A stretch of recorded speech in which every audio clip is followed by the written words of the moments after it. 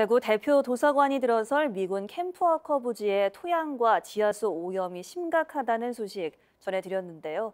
최근 한국환경공단이 이 부지에 대한 토양 정화업체 선정을 위한 절차에 들어갔습니다.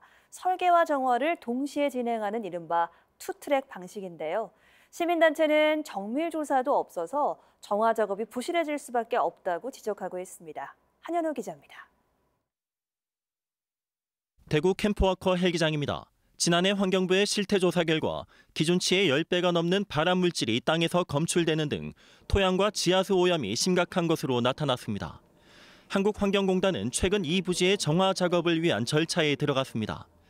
이미 지난달 토양 정화업체 선정을 위한 발주를 마쳤고 다음 달 업체가 선정되면 오는 7월까지 오염원 추가 조사와 실시 설계를 동시에 수행한 뒤 도서관 부지를 우선 정화한다는 계획입니다. 대구 대표 도서관 조기 착공을 위한 이른바 투트랙 전략입니다. 문제는 정화 대상, 즉 오염원의 물량이 어느 정도인지 또 적정한 정화 방법은 무엇인지 기본 설계를 거치지 않았다는 겁니다. 시민단체와 일부 정화 전문가는 정밀 조사도 없이 한정된 예산으로 정화 작업이 진행되면 결국 부실해질 수밖에 없다고 주장합니다.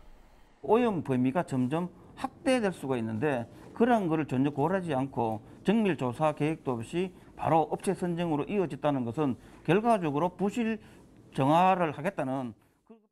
환경공단은 캠프워커의 경우 이미 지난해 환경부의 실태조사가 진행됐고 추가 조사를 통해 오염원을 확인할 계획이라며 사업비 60억 원 역시 확정 예산이 아니라고 밝혔습니다. 환경조사를 작년에 했기 때문에 시간이 얼마 지나지도 않은 상태고 추가 더해가지고 이제 이번에 실설계하면서 최종 물량을 확정하는 과정도 거치는 거고요. 그거를 통해서 이제 정밀조사 보고서를 지자체에 제출을 하게 되는 거고. 이런 논란을 줄이자고 대구시가 지난달 학계와 전문가로 구성된 캠프워커 관련 자문위원회를 구성했지만 위원회는 정작 오염원에 대한 기초 정보도 제공받지 못한 것으로 드러나 사업 초기부터 우려를 키우고 있습니다. TBC 한윤호입니다.